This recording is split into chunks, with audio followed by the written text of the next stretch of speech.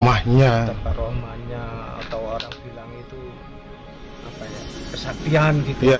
Jangan bilang saktinya mas, tapi punya karomah beliau. Kalau meludah itu takutnya diinjak orang. Nah, versi masyarakat, kalau ludahnya itu diinjak orang, dimungkinkan sakit yang sulit dicarikan obat. Ini lokasi daerah mana kan? Ini Lebaru Suko mas. Konon katanya ini makam waliullah atau orang sakti gitu. Loh, jangan bilang saktinya mas, tapi punya karomah beliau. Kebetulan di sini nggak salah cerita leluhur saya, Mbah Buyut saya ini termasuk masih satu garis, masih leluhur itu loh. Kalau datanya sih ada di misanan saya, saudara misan. Kesaktiannya gimana? Wah, kalau cerita itu tidak satu orang dua orang, mungkin satu desa atau yang pernah dari leluhur. Orang-orang sini pasti mengetahui dia tidak mudah meludah. Gimana itu karomahnya yang dimiliki? Kalau meludah itu takutnya diinjak orang. Nah, versi masyarakat, kalau ludahnya itu diinjak orang, dimungkinkan sakit yang sulit dicarikan obat gitu. Ngomong-ngomong Kang ya, coba kita telisik ke makamnya langsung ya Kang. Oh, kok beliau ki oyot sena. Oh, monggo.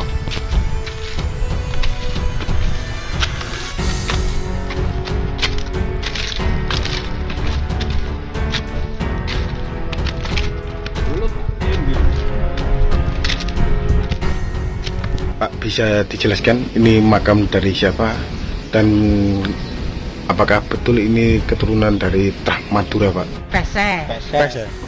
Pese 100, pese 200 kan. Nang sawah macul nandur pari. Mangan iku ngakan. Nggih, terus itu nih. Ngakan sego. Nase.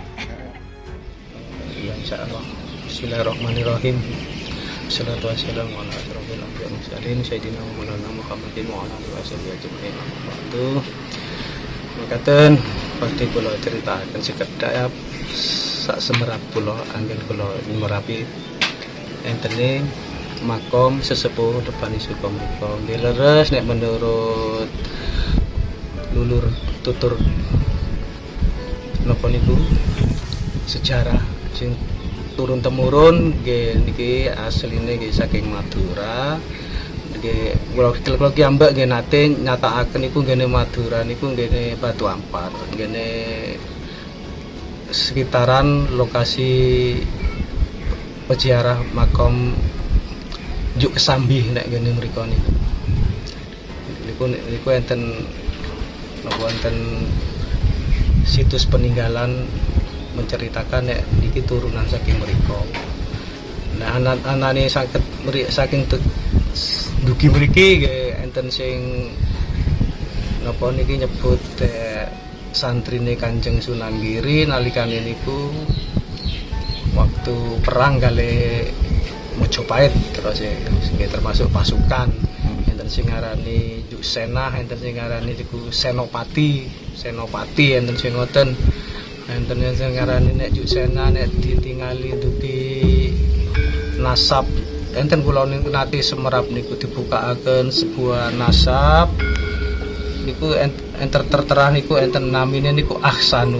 Berhubung tiang Jawa niku ngarani nyebut nama Ahsanu terlalu mungkin ilate terlalu kaku dadi dipendet Juksena ngoten mawon.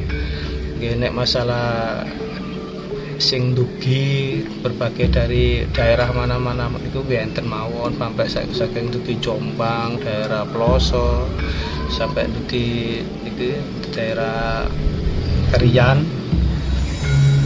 napa niku Patu Golong napa niku nggih kuatah sing mriki. Nek dugi Mojokerto niki hampir dari wilayah ke barat Kuringin Anom, Jetis, Takardawa niku nggih kata sing kunjung ziarah mriki. Nek cerita-cerita masalah napa sing karomah kesaktian niku kula nggih boten sepinten paham nggih, tapi nek anu nggih enten sakjane, cuma kula nggih boten saged nek nyebutaken ngoten niku koyoke terlalu berlebih-lebihan. Nek niate mriki niki napa enten kepentingan hajat pribadine, enten masalah napa dan napa nggih insyaallah nek berdoa napa ngene mriki nggih kata sing dikabulno.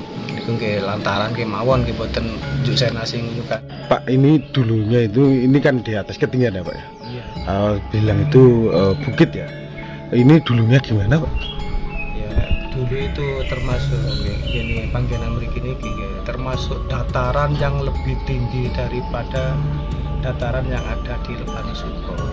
Ini wis anu ini terlalu lebih tinggi, berhubung dulu itu ada lahan tanah itu buat turuk dari masing-masing orang itu dijual lah ya dikeruk manual sama itu cangkul lengges, terus berupa zaman ada lebih modern itu pakai itu eskavator itu alat berat yang membuat tanah sekitar sini ini habis ya karena lahan tanah dijual itu. Untuk tempat sini yang bertempatan di sini itu ada itu niatan mau dikeruk. Tapi ya ternyata Allah tidak mengizinkan itu bisa dikeruk. Akhirnya alat beratnya itu mesti ada kendala, entah itu rusak, entah operatornya itu bilangnya ada kelihatan apa gitu. Berarti nggak mau gitu. Berarti nggak berani karena ada makam atau sangat wingit gitu. Perkara wingit itu ya nggak bisa menceritakan secara detail, mungkin ya yang pasti itu ada kerusakan. Diganggu gitu. Ya gangguan pokoknya intinya kalau saya bilang itu kayaknya nggak meridhoi kalau tempat ini maunya digusur. Hanya itu aja sekilas masalah ketinggian ini kok sebelah kanan kiri jadi rendah itu awalnya ya proses penggalian tanah uruk. Gitu bisa. Pak, selain itu Pak, batu nisan Pak. Batu nisan ini dulunya gimana? Bentuknya apakah batu asli atau batu patok dari batu kap gimana? Batu bata merah atau apa? Setahu saya itu kan dari kecil itu sudah rumah saya itu dekat, hanya 30 meter lah dari sini. Main-main saya ya kecil ya sudah di sini. Setahu saya itu dari sana sampai dari timur sampai ujung barat itu banyak nisan makam yang berupa bata besar itu yang hampir ada kira-kira ya 25 cm. Perkara nisan ini ya ini sudah mulai renovasi, ini yang termasuk yang bikin itu ya seumuran saya teman-teman itu paguyuban lah. Oh, direnovasi gitu. Renovasi, jadi ini sudah enggak ya yang bata aslinya ya lupa ini enggak di atau tertanam masih ya, banyak yang pakai di sini di pendasi lah. Oh, difungsikan untuk pendasi gitu. Difungsikan sebagai pendasi. Jadi ya ini cukup ini sebetulnya ya enggak terlalu enggak dari dulu memang ya wis era-era baru lah termasuk. Berarti kalau kita lihat fisik ya Pak ya, dari muridnya Sunan Giri ya Pak ya. Santri dari santrinya mau yang diutus untuk apa Pak? Untuk penyebaran agama Islam atau gimana? Yang ke desa Lebak. Ya pertama ya penyebaran agama, kedua itu ya sebagai pasukannya Sunan Giri ketika ada konflik dengan Mojopahit. Itu yang banyak yang berjajar kok, santri-santrinya itu bukan di sini saja, bahkan yang ada di daerah Damean itu juga ada, daerah Suko yang di Suko itu ya termasuk dari silsilah sini juga. Anaknya bilangnya orang-orang Suko itu yang sering kesini bilang orang Suko itu kalau ada garis keturunan dari sini, bahkan mereka itu ada makamnya di makam umum kalau di Suko. Selain itu Pak, jejak misteri ya Pak ya, tentang kekeramatannya Mbah Bujuk Sena ya Pak. Kalau kekeramatan itu kalau secara pribadi saya nggak pernah ada mengalami hal-hal yang aneh-aneh, cuma ya cerita-cerita itu tetap ada. Atau karomahnya. Tetap karomahnya, atau orang bilang itu apa ya, kesaktian gitu. Iya, iya. Cerita kesaktian itu ada. Ya dulunya itu ya apa ya, kayak apa sih, dia itu kalau meludah itu selalu dia itu apa, ya ditaruh dalam wadah bumbung terinjak orang supaya tidak injak orang. Ya bilangnya kalau diinjak orang itu misalnya sakit nggak bisa sembuh. Bisa. Itu karomah yang didapati. Ya, yang sangat cerita, dihati-hati. bukan cerita itu turun temurun. Terus ada perlawanan dari seorang yang jahat itu. Pernah ada seorang pencuri sapi, orangnya itu hebat. Kalau mencuri sapi itu asalnya tanduk sapi itu menjulur ke depan, bisa ditarik ke belakang. Kalau membawa sapi itu dia tidak dituntun di tanah sambil terbang ini orang itu. Mbah Bujuk Sena itu terbang. Bukan yang musuhnya itu, yang ada musuh orang sakti. Musuh Iya. Itu hanya sama Bujuk Sena itu kalanya ya cuma diludahi bayang-bayangannya, itu orangnya sudah jatuh. Oh, berarti karomah yang dimiliki oleh Mbah Bujuk Sena itu Ya, dari ludahnya itu tadi apa ya? Iya, termasuk itu. Ini termasuk ada apakah waliullah dari keturunan Mbah Batu Ampar sana juga? Yang pasti ada, karena di sini itu apa peninggalan yang sangat apa ya, sangat nyata itu bahasa Maduranya itu. Jenengan bisa Pak bahasa Madura? Ya sedikit-sedikit kalau Bisa dikasih contoh barangkali Ya, pemirsa ingin tahu Pak, atau ya, sahabat kalau semua? 40% gitu aja ya bisa. Kalau Bahasa kamu, bahasa Maduranya apa Pak? kalau Madura di sini, lokal sini itu kakek. Cuma kalau di bawah lebih halus mana hede. Kalau nek dibetok kalau dia nek ngomong yang Madura nek ngono kakek ngono kuwi kok nggih mboten saged, mboten nyaut, mboten mudeng. Oh gitu. Kan hede. Nek hede iku sampean nek sengkok kula nek Madura mriki nggih nek aku ngoten kadang nggih bule. Kalau makan Pak? Makan ya ngakan. Kalau dalam hitungan Pak? Setong, 2, telok, tanpa lemak, ya biasa lemak 6 petok, beluk, sangat 10. Sama ya? 10 ngeten mawon. Nek hitung-hitungan ya hanya mirip seperti bahasa Indonesia lah. Terkadang Madura itu kan identik dengan sedikit Madura, sedikit dengan Jawa.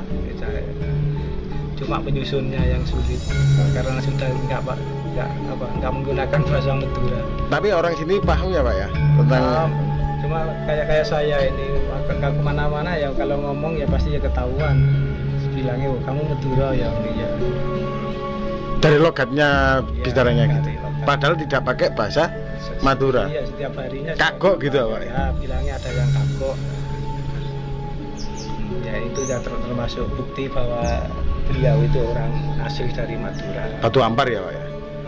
Dan juga tahu saya itu ya juga pernah ditunjukkan oleh seorang yang bawa nasab itu, ayo tak terno iki anu nih ya.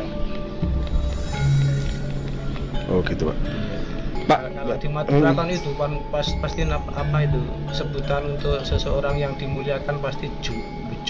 Nah, kalau di sini kan ya Bujuk Sena, berarti kan nyambung itu. Kalau di Madura kan itu siapa yang di Batu Ampar itu Syekh Samsudin itu kan ada sebutan bujuk latong. Yang dimaksud dengan bujuk latong itu bahasa Indonesianya apa? Oh, Pak, nek latong niku dari kata bahasa kotoran sapi. Celatong. Celetong. Ya, itu beliau itu yang diceritakan itu sana itu kan dari dada apa itu Syekh Samsudin sing wali di Batu Ampar ini memancarkan cahaya ini. Kalau dibuka bajunya itu memancarkan cahaya putih, gak ada orang yang kuat menatapnya supaya cahaya putih ini tidak kelihatan. Beliau menempel itu Pak sama kotoran sapi. Jadi akhirnya disebut bujuk latong. Oh. Berarti bujuk latong itu ya sapi itu tadi. Yang dimaksud dengan bujuk latong itu? Iya. Letong itu. Ya, atau kotoran sapi. Selain itu Pak, selain tadi ya tentang mistisnya Pak. Biasanya peziarah itu kan unik-unik ya Pak. Iya. Ada yang minta, pernah ada peziarah yang unik Pak ke sini? Rata-rata itu yang kesini itu biasanya orang itu ada masalah beban, masalah keluarga, pikirannya tak tenang. Setelah mereka itu berdoa di sini itu biasanya masalahnya itu dikasih masalah beres, pikiran kembali tenang.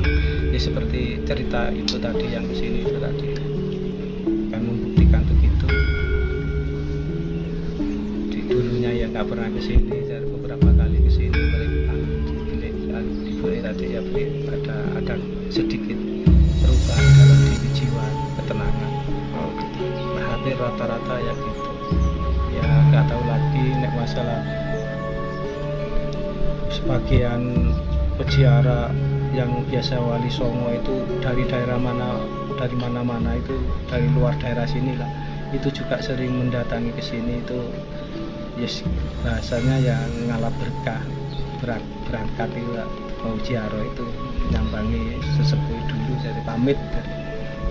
Selain itu legenda yang berkembang Pak masyarakat desa sini, konon katanya itu sebelum berziarah ke makam Wali Songo, katanya itu daerah Nisoran ya Pak, bahasa ini bawah sini, mulai dari desa Sumengko, Lebani mana itu Lebani Waras ya Pak, Lebani Waras, Perning itu berziarah ke sini, apakah iya Pak? Kebanyakan gitu. Sampai sekarang itu kalau khususnya itu dari daerah ini Suko, Samben, terus ke barat lagi itu Lakardowo itu sering sini. Terus yang bagian dari Kriang itu Luwung, dari Luwung itu ke sini. Terakhir-akhir ini ya ada beberapa mobil, ada 8 mobil berangkat itu juga dari dari Jombang Utara, dari pelosok. Pak bisa diperkenalkan atas nama? Saya Pak Samsul Huda, orang-orang manggil saya ya biasa Cak Huda gitu aja. Dari desa? Dari desa di sini aja, Lebani Suko. Dari kecamatan? RT 9 RW 2 Kecamatan Wiringinano, Gresik, Jawa Timur. Ya, Indonesia. Barangkali pemirsa kalau mengunjungi Mbah Pujuk Sona bisa mampir-mampir untuk berziarah. Kita melestarikan leluhur ya, termasuk ini menguri-uri melestarikan leluhur yang adiluhung ya, yang di Gunung Kendeng Utara, terutama itu dari dataran pegunungan Wiringinano ya Pak ya. Semoga bermanfaat. Sekian dulu review kita. Akhir kata, Rahayu, salam budaya. Jas merah, jangan sekali-sekali melupakan sejarah melestarikan alam Nusantara dan juga leluhur Nusantara. Wassalam.